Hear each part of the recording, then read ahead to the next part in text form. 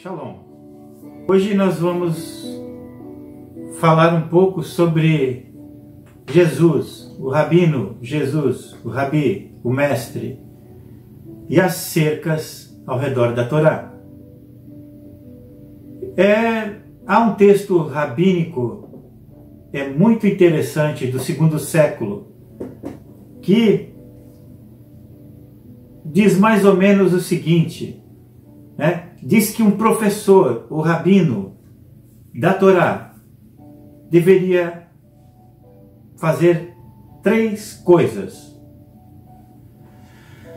julgar deliberadamente, levantar muitos discípulos e fazer uma cerca ao redor da Torá.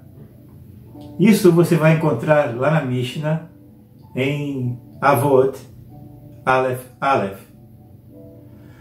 As 2 primeiras afirmações, julgar deliberadamente, né, com consciência, com equalidade, e levantar muitos discípulos, fazem sentido para nós. Porém, o que chama a atenção é fazer uma cerca ao redor da Torá. Isso realmente não faz muito sentido. Por que construir uma cerca ao redor da Torá?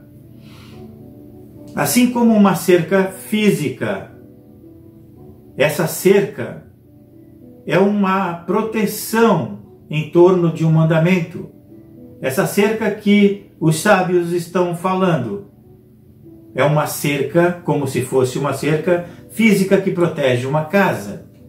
Então ela é uma cerca que protege um mandamento. Primeiro, é preciso você transpor essa cerca para depois você atingir a casa. Primeiro você tem que dar o primeiro passo no sentido dessa cerca. Depois você tem que se apoiar nela. Depois você tem que pisar com o primeiro pé. Depois você tem que pisar com o segundo pé. Depois você tem que subir em cima da cerca. Depois você pula para o outro lado. E só depois você caminha em direção àquela cerca, àquela casa. Essa cerca ao redor da Torá, ela está ali como uma cerca protetora que te impede de caminhar e de seguir em frente para quebrar um mandamento da Torá. Mas aí você pode me dizer ou me perguntar: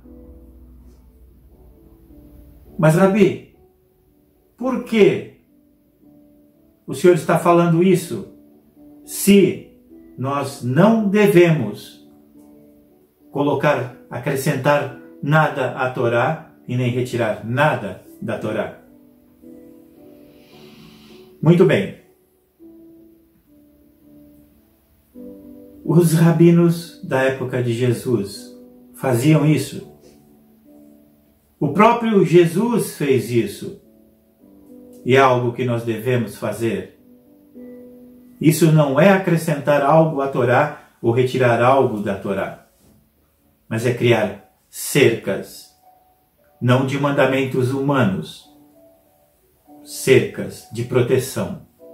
E essa proteção não é para proteger a Torá, mas para proteger a mim e a ti, de transgredirmos, de pularmos essa cerca em direção ao mandamento e quebrá-lo. Aí você vai me perguntar: você tem algum texto que prove o que você está falando? E eu vou te pedir, abra em Mateus 5, capítulo 27. Capítulo 5, perdão. Abra em Mateus capítulo 5, versículo 27 e versículo 28. Lá diz assim: ouvistes o que foi dito aos antigos: não cometerás adultério. Versículo 28. Eu, porém, vos digo que qualquer que atentar numa mulher para a cobiçar, já em seu coração cometeu adultério com ela. Veja bem, primeiro, Jesus cita o mandamento original. Êxodo 20, 14, diz assim: não adulterarás. E aí, no versículo 28, Jesus acrescenta: eu, porém, vos digo. Jesus diz isso. Eu, porém, vos digo. E é aí que vem a cerca que Jesus coloca ao redor do mandamento da Torá. Essa cerca é para que você e eu evitemos o olhar de luxúria. De acordo com a sua sabedoria, a sabedoria de Yeshua, de Deus, o adultério e a infidelidade vem do quê? Vem do olhar para alguém ou para algo com um desejo. Às vezes esse desejo não está latente na primeira olhada. Mas ele, se eu transpor, se eu chegar muito perto dessa cerca e começar a transpô-la, esse desejo nasce. E aí vem o risco de eu quebrar o mandamento.